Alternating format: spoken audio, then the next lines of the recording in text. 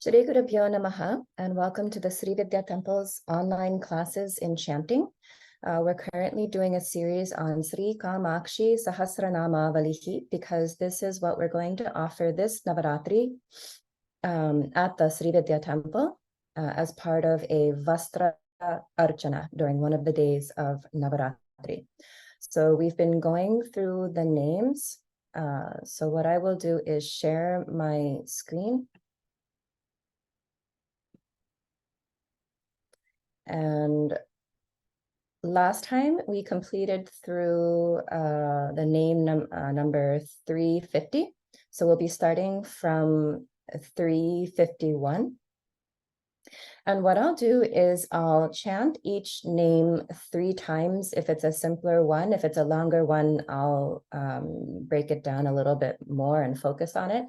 And so what you all can do is either listen or chant along according to what is comfortable.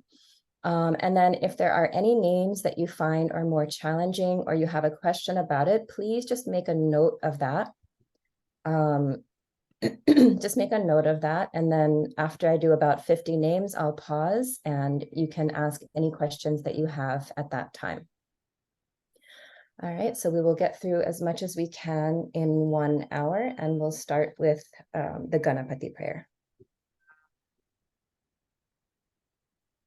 Om Shuklam Baradharam Vishnum Shashivarnam Chaturbhujam Prasannavadanam Dhyayet Sarva Vighnopashantaye. So starting from name number 351.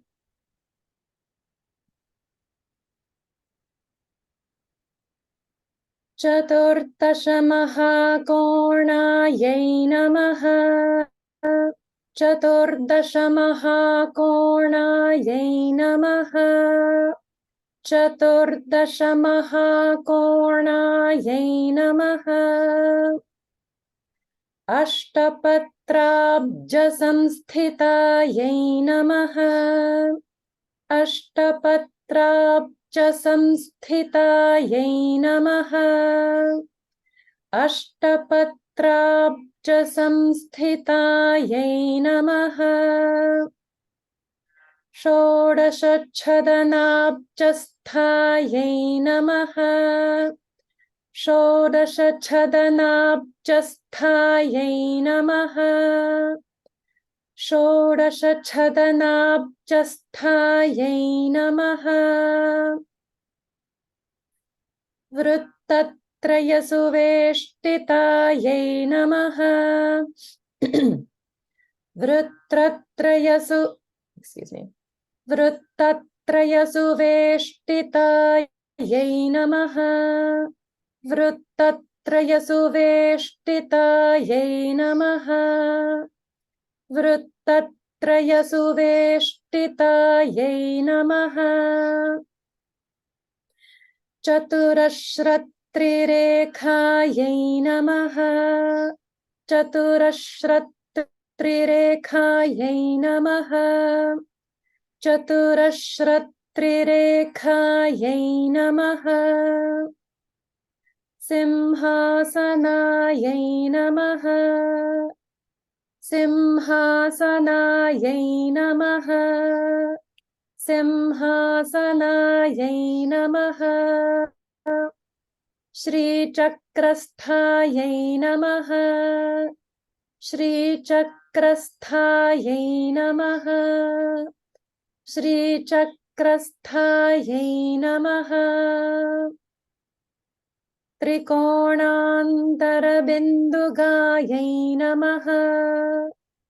Trikonantarabindugayai Namaha. Trikonantarabindugayai Namaha. Anandamaya Chakrabhayai Namaha. Anandamaya Chakrabhayai Namaha. Anandamaya Chakrabhayai Namaha. Manitalpasamashrayaयै Namaha. Marnitalpashamashrayaye namaha. Marnitalpasamashrayaye namaha. This next one I'm going to break down a little bit, but whenever you encounter a longer name like this, just keep in mind you're focusing on each syllable and just applying the rules of chanting to each syllable and each section. Okay. Brahma Vishnuka Partisha. Brahma Vishnuka Partisha. Brahma Vishnuka Pardisha. Now the next part. Manjapadottama. Manjapadottama. Manjapadottama. Now the whole second part. Manjapadottama prabhaye namaha. Manjapadottama prabhaye namaha. Manjapadottama prabhaye namaha. Now putting the whole line together. Brahma Vishnuka Pardisha Manjapadottama prabhaye namaha. Brahma Vishnuka Pardisha Manjapadottama prabhaye namaha. Brahma Vishnuka Pardisha Manjapadottama prabhaye namaha. And just one more time. Brahma Vishnuka Pardisha Manjapadottama prabhaye namaha. Now the next one. Shatrim Shattatvasopanaye namaha. Shatrim Shattatvasopanaye namaha. Shatrim Shattatvasopanaye namaha. Maheshwara Phalaka Prabhaye namaha. Maheshwara Phalaka Prabhaye namaha. Maheshwara Phalaka Prabhaye namaha. Hamsatula Chatushkadhyaye namaha. Hamsatula Chatushkadhyaye namaha. Hamsatula Chatushkadhyaye namaha.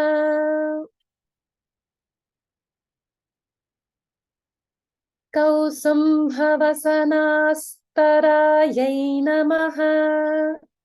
Kausambhavasanaastaraye namaha. Kausambhavasanaastaraye namaha. Kameshwari Kameshwarakhyaye namaha. Kameshwari Kameshwarakhyaye namaha. Kameshwari Kameshwarakhyaye namaha. Kameshwari Kameshwarakhyaye namaha. Atirahasyamanprabhaye namaha. Atirahasyamanprabhaye namaha. Atirahasyamanprabhaye namaha. I'll break this one up. Bilantara darpana. Bilanta darpana. Bilanta darpana. Satyanama rupaye namaha. Sadyanama rupaye namaha.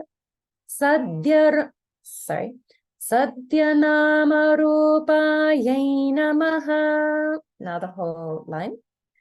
Bilanta darpana sadyanama rupaye namaha. बिलान्तदर्पणसत्यनामरूपायै नमः बिलान्तदर्पणसत्यनामरूपायै नमः. Now the next one. सर्वफलप्रदायै नमः सर्वफलप्रदायै नमः सर्वफलप्रदायै नमः. कामेश्वरानन्दयुक्तायै नमः कामेश्वरानन्दयुक्तायै नमः कामेश्वरानन्दयुक्तायै नमः. मन्त्रद्वयसुगोपितायै नमः मन्त्रद्वयसुगोपितायै नमः मन्त्रद्वयसुगोपितायै नमः. पञ्चकोटमहाविद्यायै नमः पञ्चकोटमहाविद्यायै नमः पञ्चकोटमहाविद्यायै नमः मूलविद्यायै नमः मूलविद्यायै नमः मूलविद्यायै नमः कुण्डलिन्यै नमः कुण्डलिन्यै नमः कुण्डलिन्यै नमः. शिवतेजस्समागमायै नमः शिवतेजस्समागमायै नमः शिवतेजस्समागमायै नमः.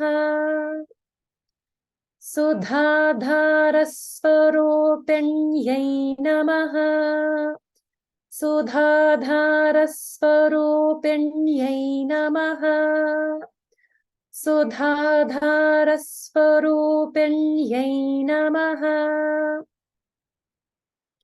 निर्भराज्ञायै नमः निर्भराज्ञायै नमः निर्भराज्ञायै नमः. स्थाणुगतायै नमः स्थाणुगतायै नमः स्थाणुगतायै नमः. दिव्यपुष्पवर्षितायै नमः दिव्यपुष्पवर्षितायै नमः दिव्यपुष्पवर्षितायै नमः. परामृतप्रियायै नमः परामृतप्रियायै नमः परामृतप्रियायै नमः. साध्यायै नमः साध्यायै नमः साध्यायै नमः.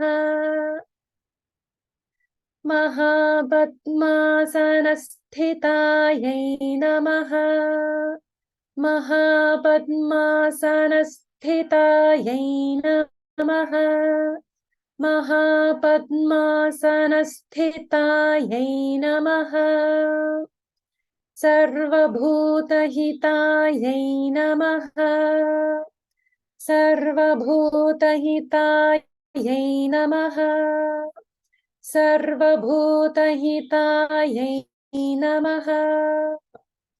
साध्यै नमः साध्यै नमः साध्यै नमः.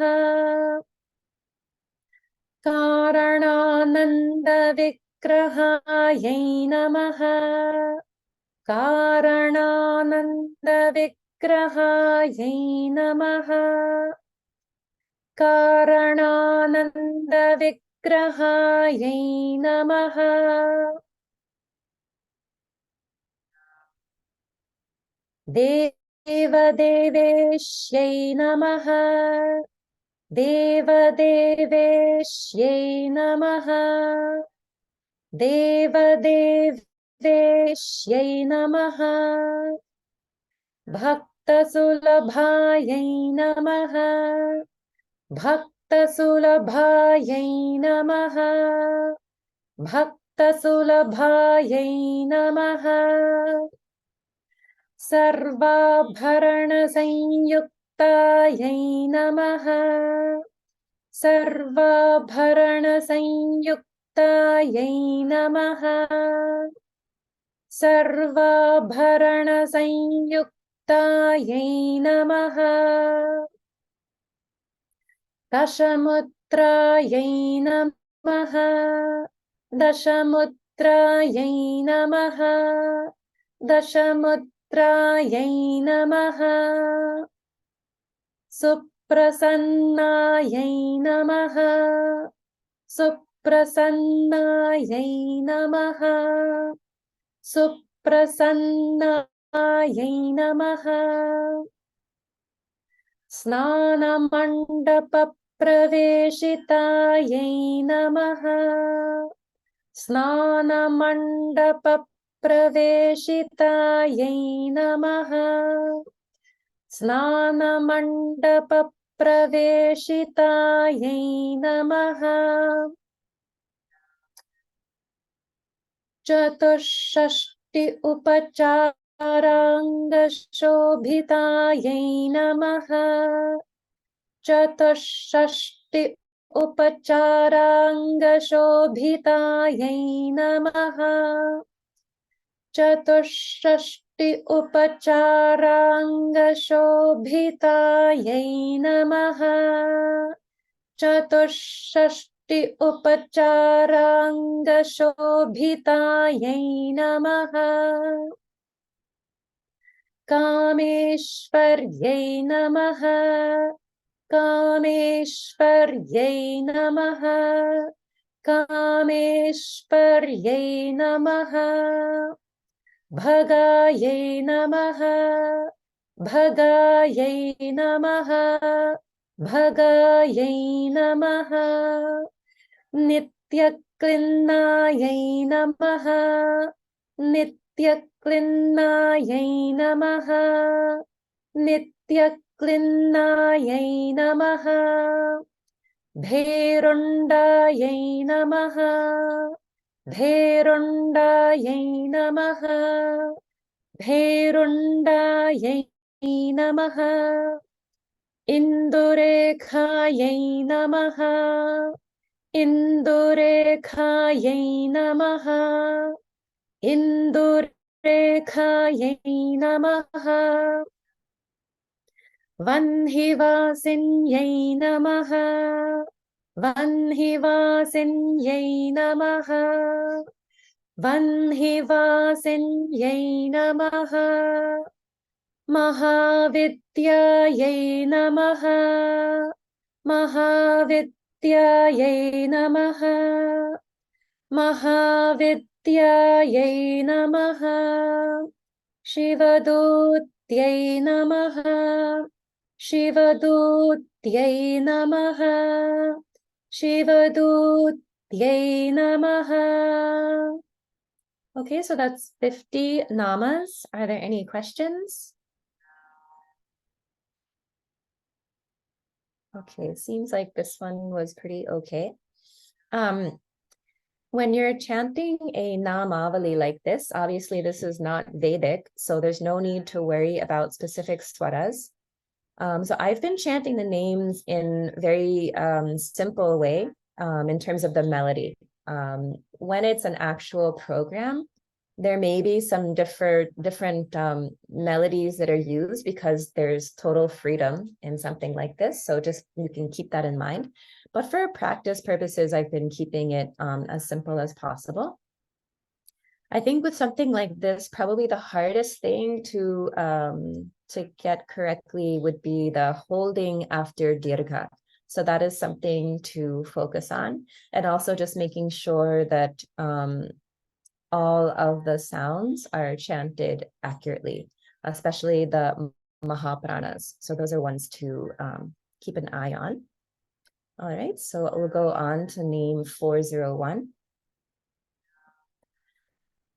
Tvaritaye namaha, Tvaritaye namaha, Tvaritaye namaha, Kulasundaryay namaha, Kulasundaryay namaha, Kulasundaryay namaha, Nityayay namaha, Nityayay namaha, Nityayay namaha, Neelapatakayay namaha, Neelapatakayay namaha, Neelapatakayay namaha, Vijayayay namaha, Vijayayay namaha, Vijayayay namaha,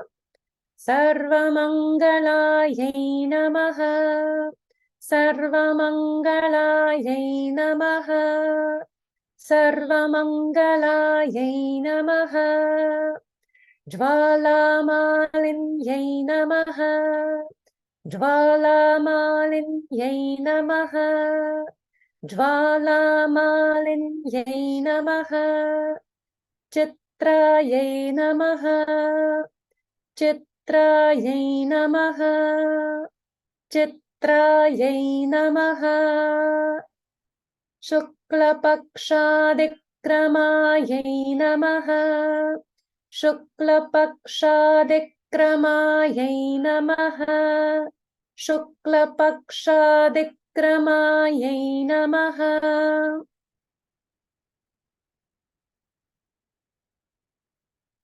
Kameshwari samshritaadyayay namaha, Kameshwari samshritaadyayay namaha, Kameshwari samshritaadyayay namaha, Krishna paksha akramanvitayay namaha, Krishna paksha akramanvitayay namaha, Krishna paksha akramanvitayay namaha, Tithi nityarchananandayay namaha, Tithi nityarchananandayay namaha, Tithi nityarchananandayay namaha, Mahatripurasundaryay namaha, Mahatripurasundaryay namaha, Mahatripurasundaryay namaha, Guru Panktyarchitakhyatayay namaha, Guru Panktyarchitakhyatayay namaha, Guru Panktyarchitakhyatayay namaha, Hridayadishadarchitayay namaha, Hridayadishadarchitayay namaha, Hridayadishadarchitayay namaha,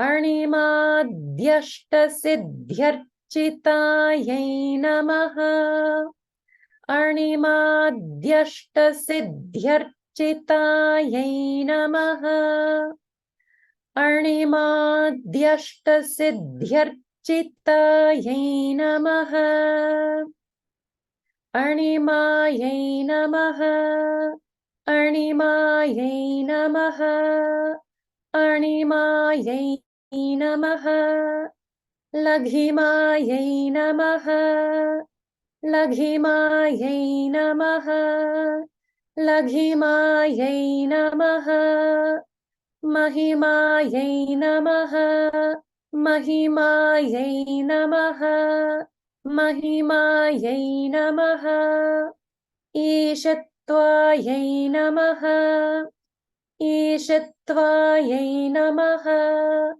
Ishatvayai Namaha, Vashitvayai Namaha, Vashitvayai Namaha, Vashitvayai Namaha, Prakamyayai Namaha, Prakamyayai Namaha, Prakamyayai Namaha, Bhuktaye Namaha, Bhuktaye Namaha, Bhuktaye Namaha,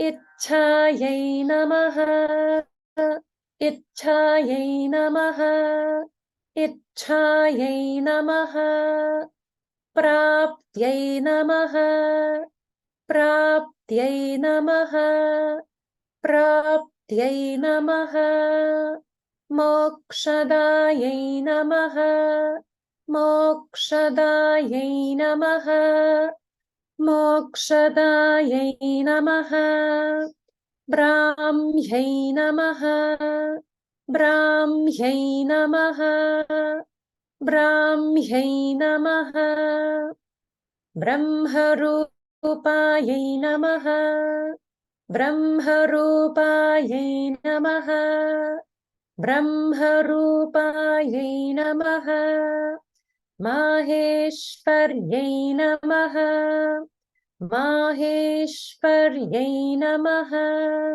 Maheshwaryai Namaha, Maheshwararupayai Namaha, Maheshwararupayai Namaha, Maheshwararupayai Namaha, Kaumaryai Namaha, Kaumaryai Namaha, Kaumaryai Namaha, Guharupayai Namaha, Guharupayai Namaha, Guharupayai Namaha, Vaishnavyai Namaha, Vaishnavyai Namaha, Vaishnavyai Namaha, Vaishnavaprabhayai Namaha, Vaishnavaprabhayai Namaha,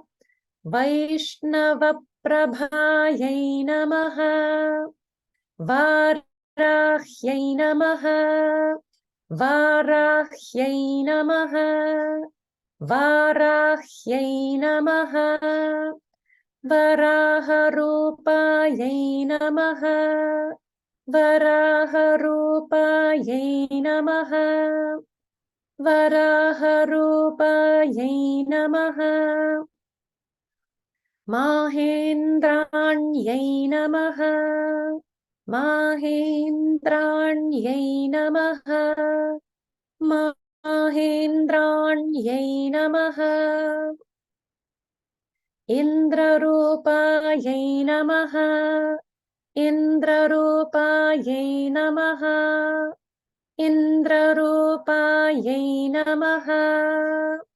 So one thing that's interesting about this part of the Sahasranamavali is that many of the names are actually coming from or are the same as the Khadgamala Stotram. So this is talking about, the oneness of Kamakshi Devi with the Sri Chakra. And so many of the names are coming from Khadgamala Stotram, but for some of the sections, the names from Khadgamala are being interspersed with other names, which is kind of like offering a bit of a commentary on those names, which is a little bit interesting. So what we've just done is like Brahmi, Maheshwari, Kaumari, Vaishnavi, Varahi, and so on. But in between each name, we have Brahmarupaye Namaha, Maheshwararupaye Namaha, Guharupaye Namaha. So this is just like saying she's the form of Brahma, she's Brahmi, the form of Brahma. She's Maheshwari, the form of Maheshwara. She's Kaumari, the form of Guha or Skanda. So that's just something kind of fun that I noticed about this section. But now let's go on. We'll start from name 439. Chamundyai Namaha, Chamundyai Namaha, Chamundyai Namaha, Mahottamayai Namaha, Mahottamayai Namaha, Mahottamayai Namaha, Mahalakshmyai Namaha, Mahalakshmyai Namaha, Mahalakshmyai Namaha, Chitrarupayai Namaha, Chitrarupayai Namaha, Chitrarupayai Namaha, Ashtabhairavasevitayai Namaha, Ashtabhairavasevitayai Namaha, Ashtabhairavasevitayai Namaha, Chaturtvaranchitakrutaye Namaha, Chaturtvaranchitakrutaye Namaha, Chaturtvaranchitakrutaye Namaha, Paschimadidiše Namaha, Paschimadidiše Namaha, Paschimadidiše Namaha, Pragadidiše Namaha, Pragadidiše Namaha, Pragadidiše Namaha, Digvidikramasharchanayai Namaha, Digvidikramasharchanayai Namaha, Digvidikramasharchanayai Namaha, Balipradana Santuštayai Namaha, Balipradana Santuštayai Namaha, Balipradana Santuštayai Namaha, Kuladipa Pradarshinyai Namaha, Kuladipa Pradarshinyai Namaha, Kuladipa Pradarshinyai Namaha, Sarvamandreshvaryai Namaha, Sarvamandreshvaryai Namaha, Sarvamandreshvaryai Namaha. So that's 50 more names. So I'll pause just to see if there are any questions. Ekta, for 14, 15, 16. I'm sorry? 4, 14, 4, 15, 4, 16, I meant. Sorry. Okay, sure. Yeah. For Guru 14, okay, 15 and 16. Okay. Yeah. All right, so let me break this one down a little bit.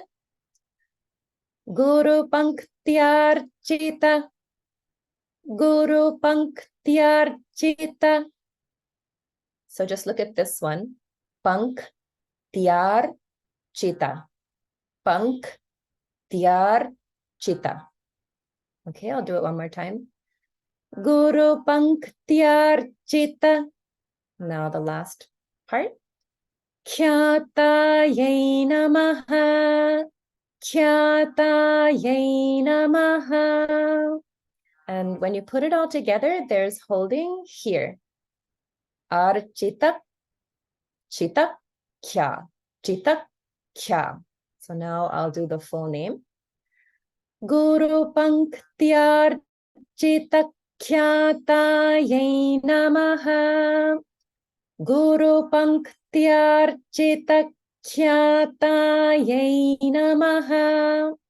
So this one, when you're practicing, do break it down according to the sounds or the individual sections, and practice just those sections for some time, and then practice linking it all together. It's always going to be easier if you break it down into smaller chunks and then start linking those chunks together gradually to build it into the full line. That's always going to be easier for you.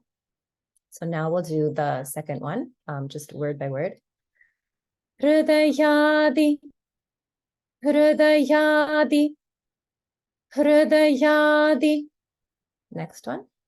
Shadarchitayai namaha, shadarchitayai namaha, shadarchitayai namaha. Now the full line.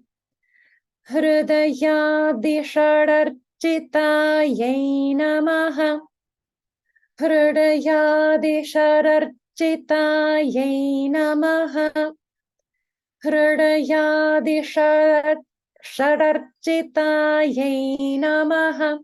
This one's a little bit tricky because these two are retroflex sounds in the middle of the word, so that's a little bit harder to pronounce. Hridayadi shadarchitayai namaha. And now 416. So I'll break this one down as well. Arnimadhyashta, arnimadhyashta, arnimadhyashta. Siddhyarchitayai namaha, siddhyarchitayai namaha, siddhyarchitayai namaha. Now the full line. Arnimadhyashta siddhyarchitayai namaha, arnimadhyashta siddhyarchitayai namaha, arnimadhyashta siddhyarchitayai namaha. Are those clear now? Yes, thank you so much. Okay, sure. I was wondering where I was making a mistake breaking it. I got it now. Thank you. Okay, all right, Thank great. you. Sorry. Any other questions on any other names? Okay. All right, so let's go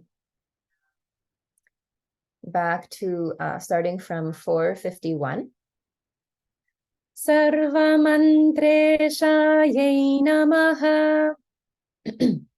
Sarvamantreshaye namaha.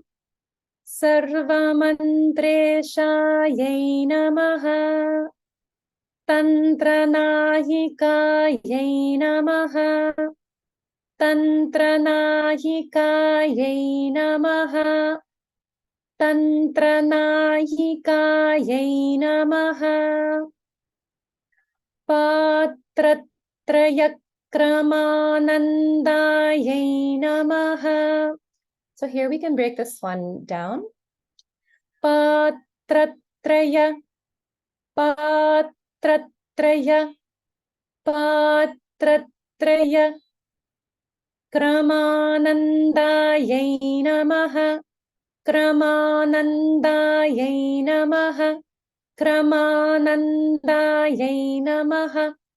And then when we put the whole line together, we have Patratraya kramanandaye namaha, Patratraya kramanandaye namaha, Patratraya kramanandaye namaha. Now the next one. Sthula deha prashodhinyai namaha, Sthula deha prashodhinyai namaha, Sthula deha prashodhinyai namaha, Mayayai namaha, Mayayai namaha, Mayayai namaha, Kalatmikayai namaha, Kalatmikayai namaha, Kalatmikayai namaha, Tattvayai namaha, Tattvayai namaha, Tattvayai Namaha. Sukshmadehadishodhinyai Namaha. Sukshmadehadishodhinyai Namaha. Sukshmadehadishodhinyai Namaha. Bhumyatmakasuraयै Namaha. Bhumyatmakasuraयै Namaha. Bhumyatmakasuraयै Namaha. Nabhayai Namaha. Nabhayai Namaha. Nabhayai Namaha. Paraparangashodhanayai Namaha. Paraparangashodhanayai Namaha. Paraparangashodhanayai Namaha. Tattvatrayaswarupayai Namaha. Tattvatrayaswarupayai Namaha. Tattvatrayaswarupayai Namaha. Guru Shiksha Paramparayai Namaha. Guru Shiksha Paramparayai Namaha. Guru Shiksha Paramparayai Namaha. Jagat Guru Khyātamurtaye Namaha. Jagat Guru Khyātamurtaye Namaha. Jagat Guru Khyātamurtaye Namaha.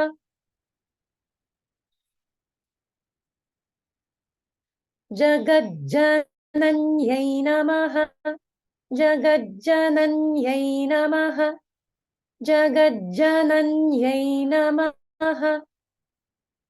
Suhrude Namaha. Suhrude Namaha. Suhrude Namaha. Hemachakrayai Namaha. Hemachakrayai Namaha. Hemachakrayai Namaha. Tamrachakrayai Namaha. Tamrachakrayai Namaha. Tamrachakrayai Namaha. Sulohajayai Namaha. Sulohajayai Namaha. Sulohajayai Namaha. Pattalisthaयै Namaha. Pattalisthaयै Namaha. Pattalisthaयै Namaha. Bhadrangayai Namaha. Bhadrangayai Namaha. Bhadrangayai Namaha. Bhurjalisthaयै Namaha. Bhurjalisthaयै Namaha. Bhurjalisthaयै Namaha. Panchashaktaye Namaha. Panchashaktaye Namaha. Panchashaktaye Namaha. Chaturbandhaye Namaha. Chaturbandhaye Namaha. Chaturbandhaye Namaha. I'm going to break this one down a little bit. Tadvilasa, excuse me. Tadvilasanja. Tadvilasanja. Tadvilasanja. Natmikayai Namaha. Natmikayai Namaha. Natmikayai Namaha. Now the whole line. Tadvilasanjanatmikayai Namaha. Tadvilasanjanatmikayai Namaha. Tadvilasanjanatmikayai namaha. Bhugruhayai namaha. Bhugruhayai namaha. Bhugruhayai namaha. Svarapatrabjayai namaha. Svarapatrabjayai namaha. Svarapatrabjayai namaha. Nisvarayai namaha. Nisvarayai namaha. Nisvarayai namaha. Bhuvanashritayai namaha. Bhuvanashritayai namaha. Bhuvanashritayai namaha. I'll break this one down. Dasharadvaya. Dasharadvaya. Dasharadvaya. Yutayai namaha. Yutayai namaha. Yutayai namaha. Now the whole line. Dasharadvaya yutayai namaha. Dasharadvaya yutayai namaha. Dasharadvaya yutayai namaha.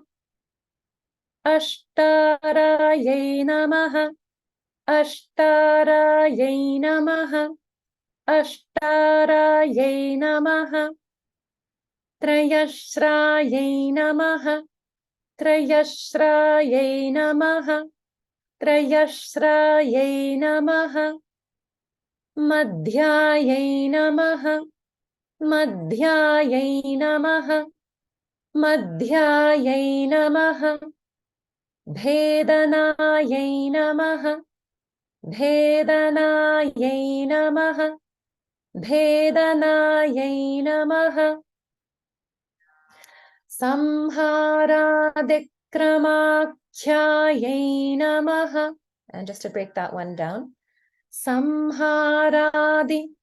Samharadi. Kramakhyayai namaha. Kramakhyayai namaha. Samharadikramakhyayai namaha. Samharadikramakhyayai namaha. Samharadikramakhyayai namaha. I'll break this one too. Navarekha krama. Navarekha. Navarekha. Navarekha. Kramakritaye namaha. Kramakritaye namaha. Kramakritaye namaha. Now the whole line. Navarekha kramakritaye namaha. Navarekha kramakritaye namaha. Navarekha kramakritaye namaha. And notice how there's holding on the ik here with ka krama, but there's no holding here with the kru in kritaye. Okay, so just make sure you understand that here it's kra, which is a conjunct of ka plus ra. And here it's kru, which is just the ka consonant with the ru vowel. Okay, now the next one. Bahyavrittaye namaha. Bahyavrittaye namaha. Bahyavrittaye namaha. Ashtapatrasthayai namaha. Ashtapatrasthayai namaha. Ashtapatrasthayai namaha. So I'll break the next one. Bahyavritta. Bahyavritta. Bahyavritta. Swarupambujayai namaha. Swarupambujayai namaha. Swarupambujayai namaha. Now the whole line. Bahyavrittaswarupambujayai namaha. Bahyavrittaswarupambujayai namaha. Bahyavrittaswarupambujayai namaha. Next one. Vyomavrittayai namaha. Vyomavrittayai namaha. Vyomavrittayai namaha. Chaturdvarayai namaha. Chaturdvarayai namaha. Chaturdvarayai namaha. Chaturashrakramarchitayai namaha. Chaturashrakramarchitayai namaha. Chaturashrakramarchitayai namaha. Shanti Pathayai namaha. Shanti Pathayai namaha. Shanti Pathayai namaha. Ananda Sukhayai namaha. Ananda Sukhayai namaha. Ananda Sukhayai namaha. Jagat Yajna Phala Pradayai namaha. Jagat Yajna Phala Pradayai namaha. Jagat Yajna Phala Pradayai namaha. I'll break the next one. Svargadhika. Svargadhika. Svargadhika. Balaishvaryap. Balaishvaryap. Balaishvaryap. Pradayai namaha. Pradayai namaha. Pradayai namaha. Now just from Balaishvarya. Balaishvarya Pradayai namaha. Balaishvarya Pradayai namaha. Balaishvarya Pradayai namaha. Now from the beginning. Svargadhika Balaishvarya Pradayai namaha.